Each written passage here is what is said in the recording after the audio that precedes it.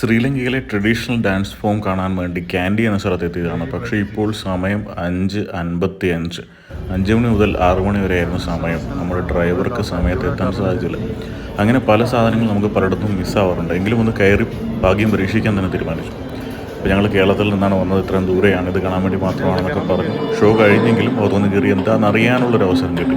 അപ്പോൾ അങ്ങനെ കയറിയപ്പോഴത്തേനും വിദേശികളെല്ലാം പുറത്തേക്ക് ഇറങ്ങി പോവാണ് ഷോ കഴിഞ്ഞ്. എങ്കിലും എന്തൊക്കെയോ സ്റ്റേജിൽ നടക്കുന്നുണ്ട്, എന്തൊക്കെയാണെന്ന് നോക്കാൻ തീരുമാനിച്ചു.